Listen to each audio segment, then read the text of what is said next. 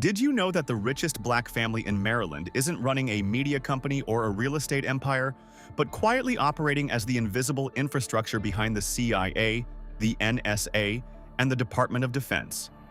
That's right, and in this video, we'll be looking at 8 richest black dynasties in Maryland, with 8 crazy stories about how black wealth is prospering in that state. Let's count them down. Number 8.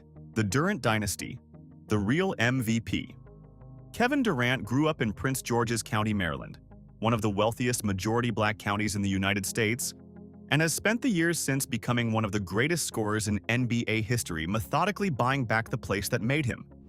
His net worth sits above $300 million, drawn from 3 distinct streams: projected career NBA earnings past $590 million, a Nike lifetime deal worth an estimated $50 million annually, and 35 Ventures, his venture capital firm holding stakes in over 100 companies, including Coinbase and Postmates. But the PG County story is the one that tells you where his head actually is. In 2025, Durant acquired a 515-acre property in Prince George's County, the former site of Six Flags America, with plans to redevelop it into a multi-billion-dollar mixed-use destination. Think about the specific weight of that move. An athlete who grew up in that county, who left it to become globally famous, coming back to literally purchase the land and build something new on it. That's not philanthropy. That's a landlord decision about your own community, made at the scale that only a certain kind of wealth enables. His mother, Wanda Durant, immortalized as the real MVP after his 2014 MVP speech made the phrase a cultural moment, is a genuine partner in the family's vision, not a ceremonial presence. The dynasty is explicitly a 2-person operation, and Wanda's fingerprints are on both the community investment philosophy and the foundation work that the Kevin Durant Charity Foundation delivers through local schools. His media brand, Boardroom, has become the premier platform for the business of sports conversation in America. A content operation that functions simultaneously as a venture capital signal and a community resource for Maryland's young black professional class trying to understand how wealth actually gets built. His car collection includes a 1966 Ford GT40 valued at approximately $4 million. The luxury and the community work coexist without apparent contradiction, which is either a testament to his self-awareness or proof that at a certain wealth level, the contradiction simply disappears. But while PG County's son bought the old Six Flags, the next name on our list didn't buy land. They bought an entire multinational food company in a leveraged buyout that put a black-owned firm on the Fortune 500 for the first time in history. Number 7. The Reginald F. Lewis Estate, the East Baltimore delivery boy who built the first black billion-dollar company. Reginald F. Lewis passed away in 1993. But he is on this list anyway because the wealth he created, the institutions he funded, and the standard he set are actively shaping Maryland's black business landscape 30 years after his death, which is the definition of a dynasty that outlasted its founder. Lewis grew up in East Baltimore, the son of a working-class family, delivering newspapers and doing what needed to be done. He graduated from Dunbar High School, a Baltimore institution, earned his law degree from Harvard, and spent the 1980s executing a series of increasingly bold corporate acquisitions. The signature move came in 1987, a $985 million leveraged buyout of Beatrice International Foods, the international arm of the massive Beatrice companies, which placed TLC Beatrice on the Fortune 500 list as the first black-owned company to appear there. His net worth at the time of his death was estimated at $400 million, a figure that would represent billions in today's purchasing power. The Forbes estimate almost certainly understated the actual picture, given the private nature of much of his holdings. He left 10% of his estate specifically to the Reginald F. Lewis Foundation to fund social justice and education work in perpetuity. Here's what the legacy looks like in practice. His widow, Loida Nicholas Lewis, a Filipino-American attorney who had no prior executive background, took over as CEO of TLC Beatrice after his death and successfully navigated the company through the remainder of the 1990s, eventually orchestrating its wind-down in a way that preserved and distributed the remaining value. His daughter, Christina Lewis, launched GiveBlock, a fintech platform connecting donors to Black-led nonprofits, carrying her father's ethos directly into the digital economy. The Reginald F. Lewis Museum on Baltimore's Pratt Street ensures that every generation of Marylanders encounters the story before they even know they needed it. His biography, Why Should White Guys Have All the Fun?, is a staple in Maryland business schools, and that title is doing a lot of rhetorical work that the content fully backs up. East Baltimore to the Fortune 500 in one lifetime. Now the next dynasty built something equally foundational. But they built it in media, from a radio station floor, one sleepless night at a time. Number 6. The Hughes-Liggins Dynasty, the mother-son duo with an unbelievable backstory. In 1980, Kathy Hughes purchased Wallam Station in Washington, D.C., something she could barely afford, and when the money ran out in the early years, she moved herself into the station and slept on the floor rather than give up the asset. That detail is not a metaphor for dedication. It is a literal description of where she spent her nights.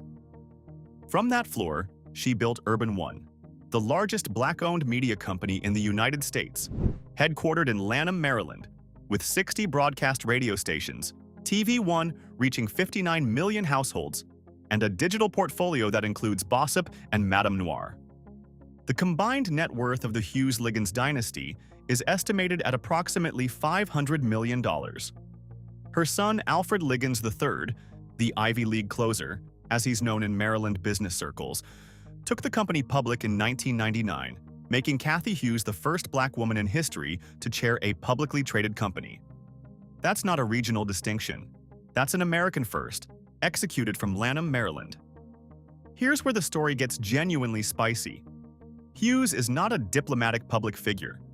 When she launched an aggressive campaign to secure a Black-owned casino license in Richmond, Virginia, and faced political resistance, she went on air and called out members of the Black middle class by name, accusing those who didn't support her bid of being class traitors. That is the kind of public statement that generates enemies and fans in exactly equal measure, which is very on brand for someone who built a media empire by refusing to soften her perspective for anyone's comfort. In Maryland, she is more than a CEO. She is a cultural institution. The Lanham headquarters functions almost as a site of pilgrimage for Black entrepreneurs in the DMV corridor. Her One VIP card is a specific financial product designed to circulate wealth within the Black Maryland consumer community. And Urban One's radio and television platforms are so structurally important to regional political communication that no Maryland politician, be it a Democrat or a Republican, can effectively reach the Black electorate without going through them.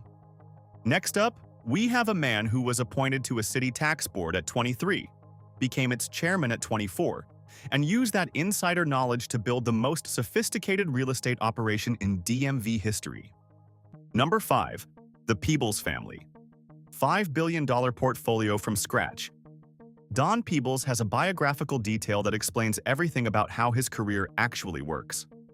At 23 years old, D.C. Mayor Marion Barry appointed him to the city's Real Property Tax Assessment Appeals Board.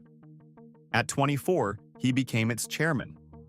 That position gave him something no amount of Harvard education could: a structural understanding of how public real estate value gets assigned, contested, and, crucially, exploited by people who know the system from the inside. He proceeded to spend the next 3 decades doing exactly that. His net worth is estimated in excess of $700 million, with a real estate portfolio across gateway cities valued at approximately $5 billion. The Peebles Corporation, founded in 1983, operates on what he calls affirmative development. Luxury projects structured through public-private partnerships that explicitly build economic inclusion into the deal architecture rather than treating it as a compliance afterthought. That model has unlocked contracts and partnerships that traditional developers cannot access, because most of them aren't designed to meet the criteria that Peebles builds his proposals around. His son, Donahue Peebles III, Columbia-educated, serving as COO and CEO of Legacy Real Estate Development, is now leading the affordable housing portion of the family's pipeline, including the 17 Mississippi Project in the DMV region. The succession here isn't just financial, it's philosophical, with the next generation explicitly carrying the affirmative development framework into a housing crisis that has made the conversation more urgent than ever. The ideological texture of Peebles himself is genuinely interesting. He is a regular CNBC and Fox business commentator who debates socialist agendas with visible enthusiasm, while simultaneously backing Democratic candidates including Kamala Harris, and while building his entire business model on public-private partnerships that require active government participation. That is not hypocrisy. That is a very specific kind of pragmatic sophistication that Maryland's development landscape rewards without asking too many questions. And now, let's head to a family that is managing $10 billion in assets from a city most financial people have overlooked. Number 4. The Brown family. The Jackie Robinson of Wall Street. Here is a question that the finance world doesn't ask often enough. What does it look like when someone who has accumulated significant wealth decides, at the height of their success, to give the entire company to their employees? That is what Eddie C. Brown did with Brown Capital Management, the Baltimore-based investment firm he founded in 1983. And the decision reveals something important about how the Brown family thinks about wealth that goes beyond the balance sheet. Brown was the first black portfolio manager at T. Rowe Price, earning the nickname Jackie Robinson of Wall Street for breaking that particular barrier in one of the most racially homogeneous industries in American professional life.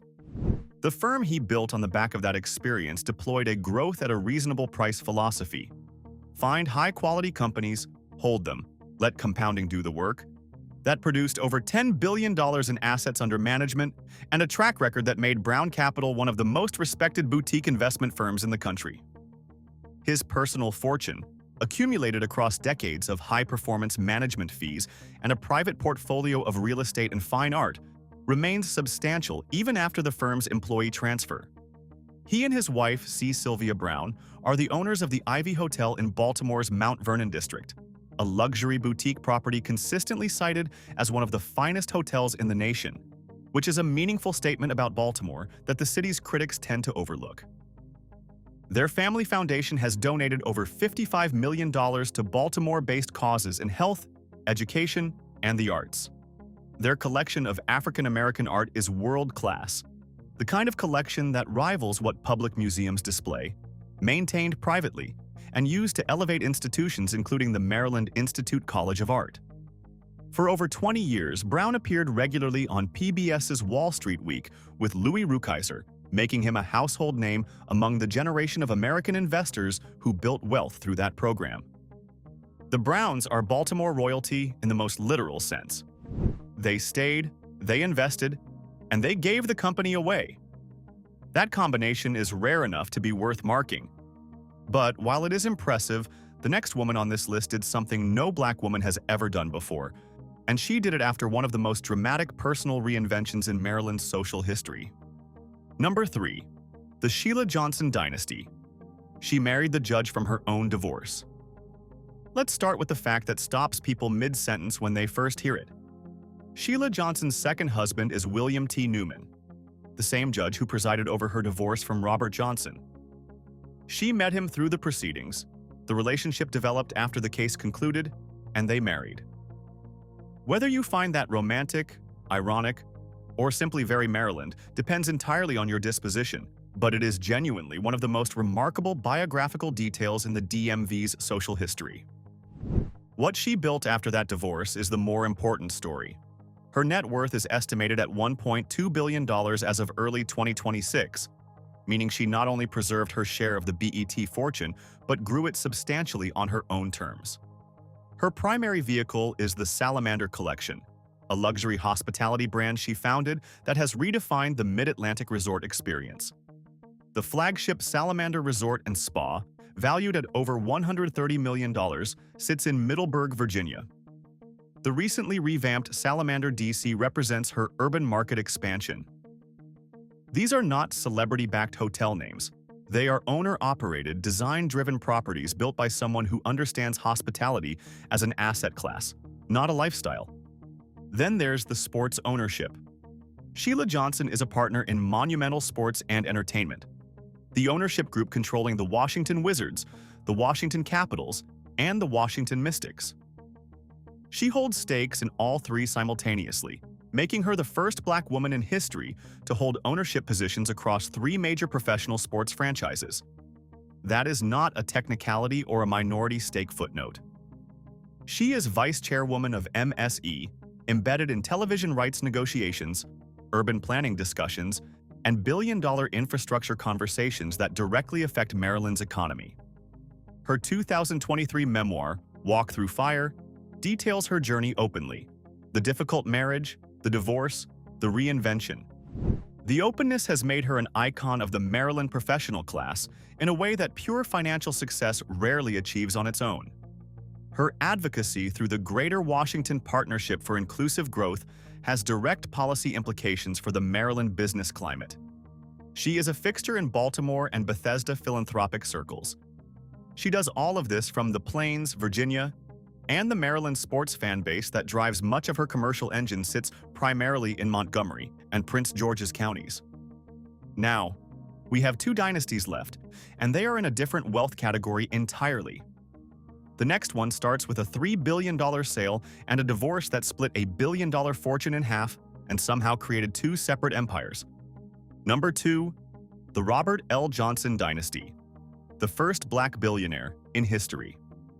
In 2001, Robert L. Johnson became the first African-American billionaire in history, a distinction that arrived through the sale of Black entertainment television to Viacom for $3 billion, a transaction that permanently reordered the landscape of Black media ownership in America. He had built BET from a cable channel concept into a cultural institution that reached tens of millions of households, and then he sold it at precisely the right moment. The timing was not accidental. His post-BET operation, the RLJ Companies, headquartered in Bethesda, Maryland, represents one of the most sophisticated pivots from media mogul to diversified capital operator in recent American business history.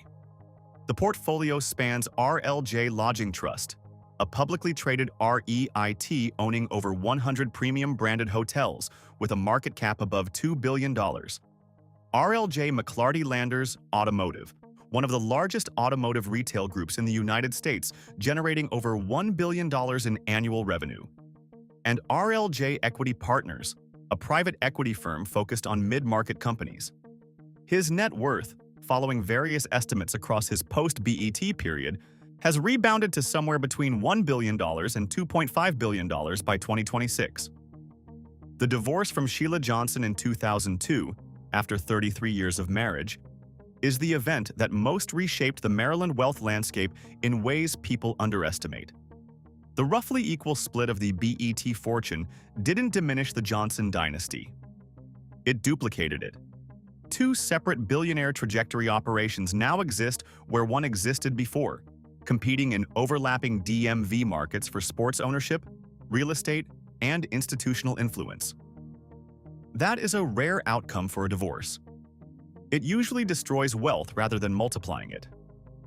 Johnson has been a significant political donor and an outspoken advocate on economic policy, including an aggressive $14 trillion reparations proposal that generated headlines significantly beyond the normal reach of a business news story. His ownership of the Charlotte Bobcats, purchased and later sold to Michael Jordan, demonstrated his ability to operate at the intersection of sports, celebrity, and capital in ways that his original cable television background might not have predicted. RLJ Development has been ranked among the largest Black-owned firms in Maryland, with nearly $600 million in revenue. To sum it up, it was a divorce that created two empires. And now, the family at number 1 doesn't show up in media cycles, doesn't seek political office, and they don't need it either, because they are the invisible infrastructure that the CIA, the NSA, and the Department of Defense literally cannot function without. Number 1. The Steward Dynasty. The CIA and NSA's technology backbone. David Steward grew up in the segregated South, the son of a mechanic and a janitor. He built worldwide technology in 1990 from essentially nothing. and by 2026, it has grown into a $20 billion enterprise in annual revenue that serves as the technological backbone for the federal agencies and military installations that define Maryland's entire economic identity. His personal net worth is estimated at $11.4 billion, making him the wealthiest Black American on the Forbes 400 list. Stop and let the client list breathe for a second. The FBI, the CIA, the National Security Agency, the Department of Defense. These are not government contracts in the conventional sense, a staffing firm providing administrative support or a catering company serving the cafeteria. WWT provides complex cloud architecture, cybersecurity infrastructure, and digital transformation solutions to the most sensitive and operationally critical agencies in the United States government. The firm employs nearly 10,000 people. Steward maintains an 80% ownership stake in what is deliberately kept private, and a significant portion of that $20 billion in annual revenue flows through contracts executed within Maryland's borders: Fort Meade, Aberdeen Proving Ground, the intelligence community facilities in the cyber corridor that runs through the state. Here's the insight that makes the Steward family genuinely different from every other dynasty on this list. They control both the hardware of American power and the software of American culture simultaneously. David Steward II, his son, founded Polarity LLC, which includes Lion Forge Animation, the only Black-owned animation studio of its kind in the country. The Steward daughter, Kimberly, founded K-Period Media, the production company behind Manchester by the Sea, winner of 2 Academy Awards in 2017. One branch of the family is running federal defense IT contracts. Another is producing Oscar-winning films. A third is managing an animation studio creating new visual narratives for Black audiences. That is not diversification as a financial strategy. That is a deliberate architecture of influence across every layer of how American society processes information and power. The family's servant leadership philosophy, rooted in deep religious conviction and David Steward's working-class upbringing, runs through everything from how WWT approaches its government relationships to how the family manages its philanthropy toward underrepresented communities. He has spoken openly about growing up in a segregated environment as formative to his understanding of what access to resources and opportunity actually means, and that understanding is visible in every organizational decision WWT has made about its workforce and its community partnerships. And that's a wrap on the 8 dynasties' richest Black families from Maryland, with 8 completely different relationships to the state and to the question of what Black wealth looks like when it's built with permanence in mind. Which one of them impressed you the most? Let us know in the comments, and for more such interesting peeks into Black wealth, take a look at Black status.